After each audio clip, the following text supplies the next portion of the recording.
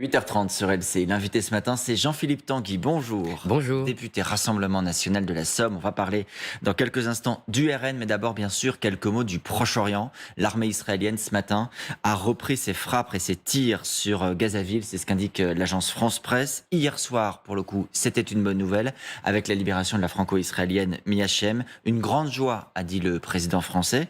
Qui faut-il remercier? Emmanuel Macron d'avoir multiplié les contacts. Nicolas Sarkozy, comme le dit Nadine Morano dans un tweet, ou le Qatar qui est au cœur des négociations avec le Hamas. Écoutez, dans ces moments-là, il faut remercier tous ceux qui ont contribué à ces libérations. Sans doute, évidemment, le président de la République. Je ne sais pas si M. Sarkozy a une application, peut-être. Nos contacts par le Qatar et l'Égypte, qui, d'après M. Lecornu, le ministre des Armées, ont eu un rôle prépondérant. Et on se félicite évidemment de la libération de nos compatriotes, de la libération de l'ensemble des otages. Et on pense malheureusement encore à celles et ceux qui sont encore retenus en otage, y compris, rappelons-le, des enfants. Toujours 4 disparus, notamment côté français, bien sûr, sans compter tous les autres. Emmanuel Macron, d'ailleurs, a adressé ses pensées hier soir. Il sera d'ailleurs le chef de l'État aujourd'hui, donc à Dubaï pour la COP28. Il va aussi avoir des entretiens avec des dirigeants de la région, au sujet notamment de la situation à Gaza et des otages. Est-ce qu'il porte la voix de la France de la manière que vous souhaitez ? Oui, écoutez, on est des adversaires politiques de M. Macron, mais au Rassemblement national, et en particulier Marine Le Pen, a toujours eu une attitude de responsabilité dans les affaires internationales. Elle ferait la même chose que lui si elle était au pouvoir. Macron ferait des choses différentes en politique internationale. On a présenté notamment, par exemple, une charte sur le droit des peuples et des nations. Nous avons une conception beaucoup plus souverainiste, beaucoup plus multipolaire de la diplomatie. Nous pensons que la France doit avoir une voix beaucoup plus indépendante, fidèle à la tradition gaullienne, mais on ne polémique pas quand le président nous représente à l'étranger, dans des enjeux aussi importants que la libération d'otages, sur des questions diplomatiques. Nous considérons que M. Macron, contrairement à d'autres visiblement, a été élu, qu'il est légitime, qu'il représente notre pays, et que si nous avons des dissensions à présenter au Parlement, Marine Le Pen a fait dernièrement 2 grands discours sur la politique étrangère, un sur notre politique au Proche-Orient, un autre sur l'Afrique. Elle a exposé des visions très différentes, une vision gaullienne de la politique internationale, mais on peut avoir des différences sans polémiquer, sans vouloir affaiblir la position de la France. Parce que nous, on se met aussi, Monsieur Jeanne, toujours dans une position de reprendre les affaires de la France en 2027. Et donc, nous ne voulons pas faire la politique du pire ou discréditer l'autorité de la France, même si on estime que M. Macron n'a pas eu la politique internationale que nous aurions eue et a pu parfois affaiblir la voix de la France. Alors, on va venir à ce qui vous oppose malgré tout à l'exécutif en place. D'abord une précision, dans l'actualité politique et judiciaire de la semaine, il y a eu bien sûr la relaxe d'Éric Dupond-Moretti par la Cour de justice de la République. J'ai écouté avec beaucoup d'attention tous les représentants du RN qui se sont exprimés. Je voudrais que vous nous fassiez une précision. Le RN considère qu'Éric Dupond-Moretti ne méritait pas d'être condamné. Le RN considère que la Cour de justice de la République ne mérite pas d'être supprimée. Oui, alors il y a 2 questions très différentes. Sur les institutions, on n'a jamais pensé qu'il fallait supprimer cette Cour de justice pour le respect de la séparation des pouvoirs. Moi, je comprends les critiques qui peuvent être faites à cette Cour de la part des Françaises et des Français, qui peuvent estimer que c'est une justice d'exception. Mais le pouvoir législatif, le pouvoir exécutif, sont des pouvoirs indépendants du pouvoir judiciaire. Et on voit bien dans l'affaire qui a concerné M. Dupond-Moretti, que les magistrats, avec tout le respect qu'on doit évidemment à l'autorité judiciaire, sont aussi des hommes et des femmes comme les autres. Ils peuvent avoir leurs défauts, qu'ils ont leur réseau de pouvoir, qu'ils ont leur équilibre interne, qu'ils ont leur ambition, qu'ils ont leur carrière. Parfois, ces ambitions, ces carrières ou ces idéologies, pour ce qui relève d'un certain nombre de magistrats de gauche ou d'extrême gauche, peuvent entrer en collision avec la politique menée par des députés, des parlementaires. Donc vous pensez que la justice est mieux rendue si elle est rendue par des juges politiques, puisque la CGR, une certaine justice, à savoir juger les affaires politiques, puisque là, en plus, c'était vraiment une affaire quand même politique, peuvent être rendues par une cour qui, je rappelle, est mixte. Les magistrats ne disparaissent pas de cette cour de justice. Ils sont présents en nombre à côté des sénateurs et des députés. Après, on peut avoir des désaccords avec les décisions qui sont rendues. En l'occurrence, sur M. Dupond-Moretti, Dieu sait qu'on est opposé à M. Dupond-Moretti sur sa politique pénale, sur son laxisme, sur sa vision de la société, évidemment. Mais c'est pas parce qu'on est opposé à une personnalité politique, c'est pas parce qu'on contredit une ligne politique qu'on utilise tous les coups et les coups sous la ceinture.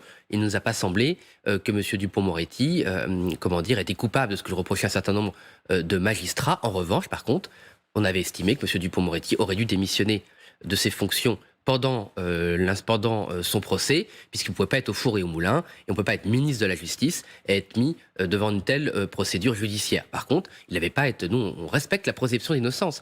C'est vrai que Marine Le Pen se distingue du personnel politique français, puisqu'elle n'utilise pas les procédures judiciaires pour discréditer ses adversaires avant qu'ils soient jugés. Avant qu'ils soient jugés, sans doute, mais on applique nos principes à tout le monde. Et vous pouvez regarder toute la carrière de Marine Le Pen. Elle n'a jamais enfreint la présomption d'innocence. Aussi parce que vous aimeriez qu'on respecte la vôtre. Mais je pense que c'est normal, monsieur Gindre, je comprends votre question, mais je pense que ce serait normal qu'en France, on respecte la présomption d'innocence de tout le monde, qu'on soit homme ou femme politique, qu'on soit journaliste, parce que ça concerne parfois aussi des personnalités médiatiques, qu'on soit française ou français. La présomption d'innocence, c'est pas une option, malheureusement, notamment à cause des magistrats qui peuvent refiler des informations. C'est une option en France. Jean-Philippe Tanguy, mardi à l'Assemblée, pour le coup sur un débat politique, Marine Le Pen, la présidente de votre groupe, a annoncé une plainte contre Éric Dupond-Moretti. Au-delà des mots, est-ce que c'est fait? Est-ce qu'elle a réellement déposé plainte? Oui, la plainte elle n'a pas encore été déposée. La plainte est en cours. C'est souvent un effet de communication. Des rédactions. Non, Marine Le Pen l'utilise. Non,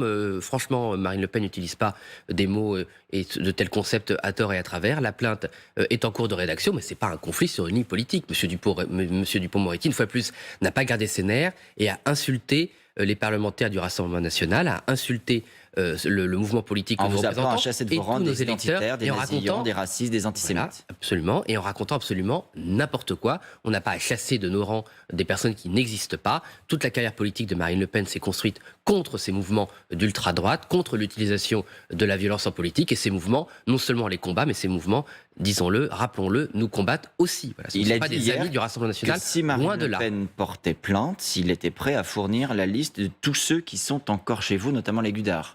Mais écoutez, s'il a une liste, les ministres de la Justice. Je rappelle que si il y a des personnes qui recourent à la violence, par exemple, ou qui appartiennent à des groupes violents, en tant que ministre de la Justice, il devrait non seulement les dénoncer, mais les combattre.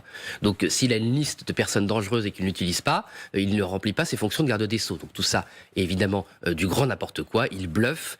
Là, il retrouve son métier d'avocat défendant les pires criminels et les pires personnalités. Donc en bluffant et en racontant n'importe quoi, cette liste évidemment n'existe pas. Sur le cas de l'ultra-droite, puisqu'on est sujet, il y a aujourd'hui 2 rassemblements qui ont été interdits par des préfets à Paris, à Bordeaux. Ça vient bien sûr d'un télégramme qui a été envoyé par le ministre de l'Intérieur cette semaine, demandant d'agir en ce sens. L'ultra-droite est-elle, à vos yeux, une menace pour la France, ou est-ce que vous reprendriez le terme de Marion Maréchal qui parle de zozo?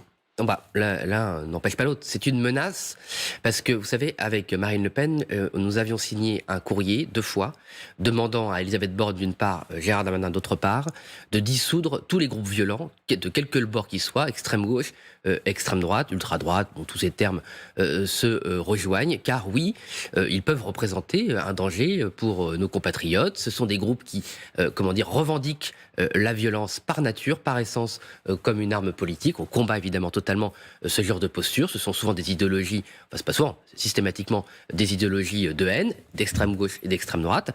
Et nous, on veut combattre et dissoudre tous ces mouvements. La réalité, c'est que M. Darmanin attend toujours un drame ou une manifestation violente pour dissoudre ces groupes. Là, il a annoncé cette semaine on a attendu qu'ils sortent du bois, alors que ce sont des groupes qui sont connus, qui sont identifiés. Il y a eu très nombreuses dissolutions depuis 2017. Pas très nombreuses, il y en a quelques-unes, dont certaines qu'on demandait, qu'on soutenait. Mais pourquoi toujours attendre le pire? Pourquoi toujours attendre que ces mouvements, qui, une fois plus, par essence, revendiquent la violence? Là, vous voyez des groupes qu'il faudrait dissoudre maintenant. Vous avez identifié qu'il faudrait dissoudre. Est-ce que vous demandez la dissolution de groupes précis? Moi, vous pouvez nommer malheureusement, sans doute pour la France, nous ne sommes pas à la tête du ministère de l'Intérieur. Donc, je n'ai pas le renseignement intérieur, je n'ai pas toutes les armes et les informations dont dispose M. Darmanin pour identifier, connaître et dissoudre ces groupes. Moi, je n'ai pas une police parallèle, je n'ai pas des informations parallèles. J'ai les informations dont disposent tous les Français. M. Darmanin a d'autres informations. Et d'ailleurs, on peut s'en féliciter. À partir du moment où ces groupes ont commencé à vouloir manifester, la police, de toute évidence, était informée, avait les bonnes informations et a pu cueillir, si je puis dire, ces personnes avant qu'elles commettent des méfaits, et on s'en félicite. Donc voilà, par contre, il ne faut pas non plus créer de la confusion sur les menaces. Ces groupes sont surveillés, tant mieux. Ils sont combattus, tant mieux. Ce ne sont pas eux qui brûlent des commissariats, créent des problèmes, puisqu'ils sont contrôlés. Le vrai problème, c'est que M. Darmanin, c'est très bien qu'il contrôle les groupes d'ultra-droite, on le soutient dans cette démarche, c'est qu'il ne contrôle pas la violence de la racaille disséminée partout en France, qui violente, abîme, saccage, menace. On a encore vu la maire de Romans-sur-Isère, qui à peine avait-elle eu le courage de dénoncer les faits qui existaient sur son territoire, elle n'avait pas qu'elle le dit, elle a porté plainte, a été menacée de décapitation par des voyous. Tanguy, est-ce que vous n'avez pas une part de responsabilité? C'est aussi ce que dit le ministre de la Justice dans les discours, parce que les discours peuvent entraîner les actes d'autres, pas les vôtres. C'est pas vous qui êtes allé défiler dans les rues de Romans-sur-Isère, ce sont effectivement des groupuscules ultra-droite. Hier, le garde des Sceaux disait le RN racialise cette affaire en parlant bien sûr de la mort de Est-ce que vous pouvez, monsieur Jeanne, vous suivez la politique depuis un certain temps, est-ce que vous avez un seul propos tenu par Marine Le Pen, Jordan Bardella, votre serviteur ou d'autres responsables du RN qui racialisent quoi que ce soit en Quand France? vous faites le lien avec l'immigration, l'origine, les prénoms Immigration, il y a une immigration géorgienne, une immigration d'Europe de l'Est, il y a des immigrations de toute origine. L'immigration ne relève pas d'une race ou d'une prétendue ethnie. L'immigration est un phénomène social, un phénomène économique, un phénomène démographique. Mais donc parce qu'on est immigré, quelle que soit son origine, on est plus enclin à être délinquant? Votre question, ne perdons pas votre question en route, monsieur Jeanne. Monsieur Dupond-Moretti nous a accusés de racialiser le débat. J'aimerais bien savoir à quel moment on a déjà fait de l'ethnie ou d'une prétendue race un critère politique. Jamais de notre vie. On combat exactement l'inverse. Quand vous faites le lien entre immigration et insécurité et que vous visez une origine d'immigration. Non, on n'a jamais visé une seule origine. On n'a jamais identifié une origine dans une immigration. Et d'ailleurs même, Marine Le Pen a toujours fait la différence entre l'immigration comme un phénomène et les immigrés comme personnes. Nous n'avons jamais attenté aux personnes immigrées, nous n'avons jamais mis en cause les personnes qui tentaient d'arriver sur notre territoire compte tenu de leur vie. Nous sommes toujours dans la responsabilité des gouvernements. Si les immigrés peuvent rentrer en France, c'est parce que les gouvernements français laisse l'immigration se produire. Nous n'avons jamais fait de confusion, nous n'avons jamais confondu les choses, nous n'avons jamais fait porter la responsabilité de l'immigration sur les personnes, sur les difficultés qu'il pouvait y avoir. Donc il n'y a pas de lien entre les personnes immigrées et l'insécurité. Tout cela est faux, si, mais être immigré ne renvoie pas à votre origine ethnique. Être immigré, c'est un phénomène qui fait que vous pouvez ne pas avoir de lien d'attachement avec la France, vous pouvez ne pas avoir été intégré, assimilé avec les valeurs. Donc vous visez autant un immigré République suisse qu'un immigré venu d'Afrique du Nord ou du Moyen-Orient. Mais on regarde la réalité. L'immigration qui vient de Suisse n'est pas surreprésentée, par exemple, dans les prisons. Si vous prenez les chiffres qui sont maintenant régulièrement... Donc on vient à votre point sur l'origine. Non, mais excusez-moi, être originaire d'un pays, ce n'est pas appartenir à une ethnie. Si des Français vont, je sais pas, par exemple aux États-Unis et commettent des méfaits, ils seront identifiés comme Français. J'ai compris ce que vous voulez dire. On ne racialise pas, mais on nationalise dans le sens où c'est le pays d'origine et le nom du pays qui compte. Excusez-moi, monsieur Gindre, ça n'a rien à voir. Enfin, c'est tout le combat, toute l'identité française. C'est la différence entre le racisme et la xénophobie, en l'occurrence.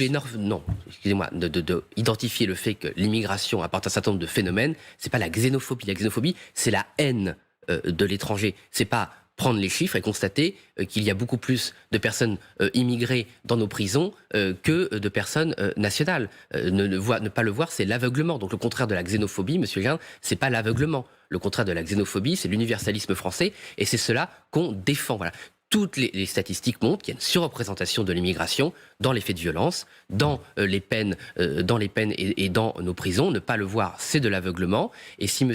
Dupond-Moretti a une seule chose à nous reprocher, c'est que nous avons les yeux grands ouverts depuis plus de 50 ans, que Marine Le Pen, elle, depuis toute sa carrière, a toujours présenté des solutions humanistes, fidèle aux valeurs françaises, et que ça met M. Dupont-Aignan dans une colère noire. C'est pour ça qu'il est complètement hystérique. J'ai dit Monsieur Dupond-Moretti, pardon, excusez-moi, c'est un trait de ma propre vie personnelle. Monsieur Dupond-Moretti se met dans tout. Absolument, je m'excuse parce que le pauvre, il n'a absolument rien à voir avec les méfaits de Monsieur Dupond-Moretti. Aujourd'hui, il se trouve que le porte-parole du gouvernement, Olivier Véran, est à Hénin-Beaumont, accompagné de Roland Lescure. Est-ce que vous saluez cette volonté d'aller sur le terrain ? Il ne va pas sur le terrain, il fait une tournée de propagande, que j'ai moi-même d'ailleurs qualifié et très critiqué en commission des finances, puisqu'il le fait avec l'argent public. Donc moi j'ai proposé qu'on supprime le budget de M. Véran pour faire son petit tour de propagande, parce que ce soit payé directement par En Marche. Sur le terrain, il n'est pas dans son rôle. Il n'est pas sur le terrain, il va sur un seul terrain, à savoir les communes gérées par le Rassemblement national, pour aller raconter n'importe quoi. D'ailleurs, je ne sais même plus, et d'ailleurs, à chaque fois qu'il fait une tournée, on ne sait pas ce qu'il nous reproche.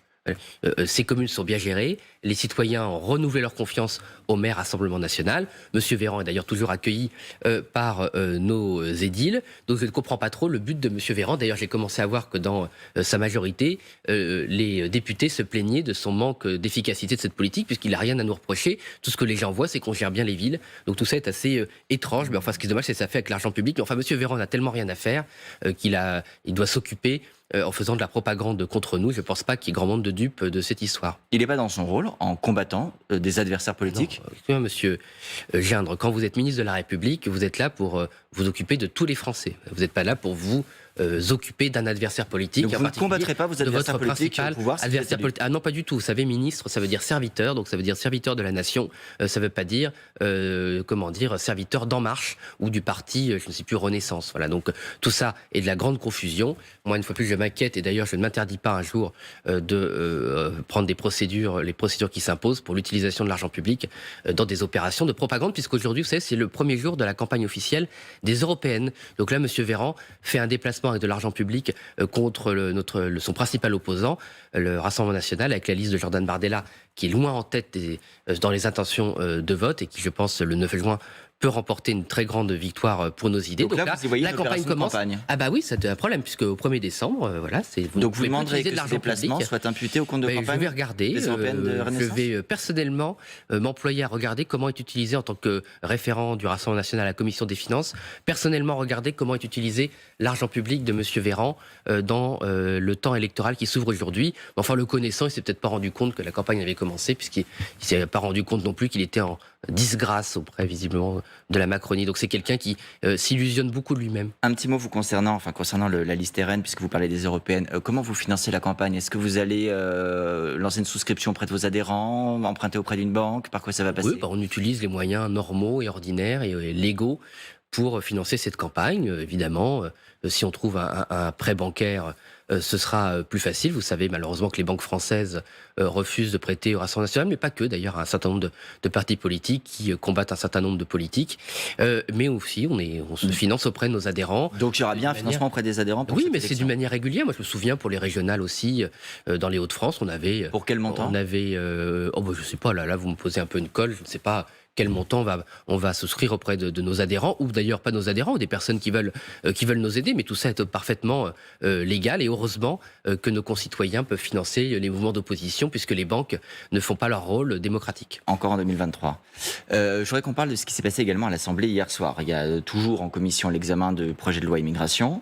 Les députés ont adopté hier une version remaniée, on va y venir, mais surtout ce qui a été relevé, c'est cet incident en commission des lois autour du député LFI Ugo Bernalicis.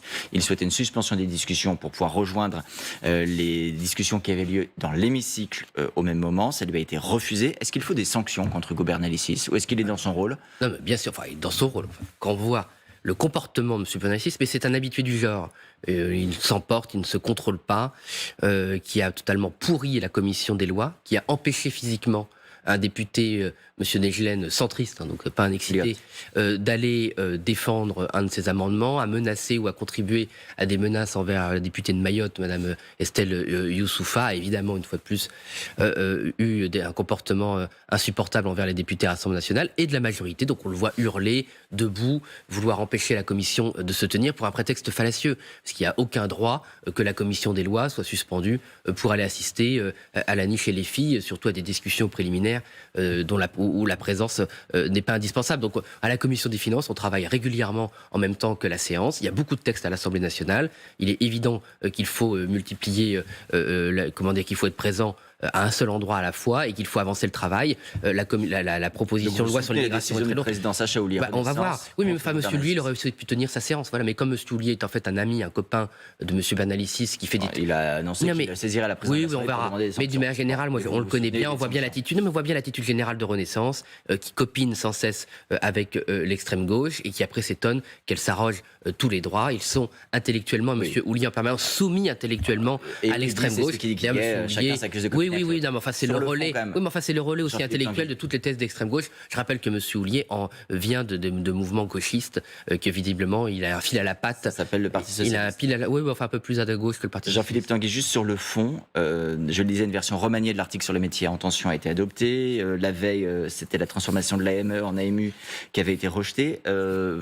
Je devine que ça rend le texte inacceptable pour vous en l'état. Est-ce que pour autant vous irez à la motion de censure sur ce texte? Est-ce que d'ailleurs vous voterez contre ou est-ce que ce sera l'abstention? Non, mais nous, on votera un texte final. C'est-à-dire, nous, on n'est pas pris dans les pièges de communication de la Macronie qui consiste avec M. Darmanin et avec LR à faire croire qu'ils durcissent un texte qu'ils savent très bien après faire revenir au laxisme initial. On ne sait pas quelle ampleur de laxisme migratoire ce texte aura. On va voir aussi en séance si on arrive à avoir des victoires, à récupérer ou à renforcer ce texte autant qu'on le peut sur un certain nombre de mesures. Donc nous, on n'est pas prisonnier de la com du gouvernement. Et ça fait presque 1 an et demi Donc que ce tout est texte... possible. Un vote contre, une abstention, une motion de censure. Aujourd'hui, dans les mesures qui sont annoncées, évidemment, nous sommes contre le fait de régulariser des clandestins, y compris quand ils travaillent. Nous sommes contre le fait de rétablir l'AME. Nous sommes évidemment pour la limitation de l'aide médicale d'urgence au strict nécessaire pour soigner des personnes. Donc évidemment, aujourd'hui, nous allons voter contre. Mais une fois de plus, il y a un récit du gouvernement et moi, je n'ai pas à me soumettre au récit du gouvernement. On verra bien, nous sommes parfaitement libres et surtout, nous, on sait ce qu'on veut et les Français savent ce qu'on propose sur l'immigration parce que contrairement à d'autres, notamment LR, qui est complètement hystérique et qui change plein de fois de position, nous, on a toujours eu les mêmes positions sur l'immigration. Un mot important. Ce soir, l'agence de notation Standard & Poor's va dire si elle dégrade ou pas la note de la France. De votre point de vue, la France mérite-t-elle d'être dégradée? Non, mais moi je suis contre ces agences de notation qui se sont le fait totalement... Oui, non, mais elles n'auraient jamais dû exister. Je rappelle que les agences de notation ont mis l'économie mondiale dans une situation très difficile en 2008. Moi je m'en souviens. Donc l'autorité de ces agences, elle est de zéro. J'ai pas besoin de cette agence pour connaître les finances de la France. 3 000 milliards de dettes. On fête cette année le 50e anniversaire de déficit. Ça fait 50 ans qu'il y a un déficit avec les prétendus experts. Bonne nouvelle, nous sortons de la crise inflationniste, a dit hier Bruno Le Maire. Mais ça n'a rien à voir avec le gouvernement. Avec le gouvernement, c'est le monde entier qui sort de la crise inflationniste. Donc monsieur Le Maire, de la même façon qu'il subissait l'inflation extérieure, subit la désinflation du monde extérieur. Il n'a rien fait. Par contre, il y a une petite particularité en France. C'est que les Français ont subi l'hyperinflation avec monsieur Le Maire. Ils vont maintenant payer avec leurs impôts tous les chèques qu'il a fait qui n'ont servi à rien et ils vont payer les intérêts de la dette. Non, parce qu'on aurait pu faire autrement et les mesures de Marine Le Pen étaient beaucoup plus efficaces sur la TVA. Et on va payer le surintérêt de la dette puisque les Français doivent savoir qu'avec les experts comme monsieur Le Maire, les intérêts vont devenir le premier poste de budget de l'État. Donc on va plus dépenser d'intérêts pour payer la dette de monsieur Le Maire et monsieur Macron que pour nos écoles ou pour notre armée. Merci beaucoup. Merci à vous. Tanguy d'être venu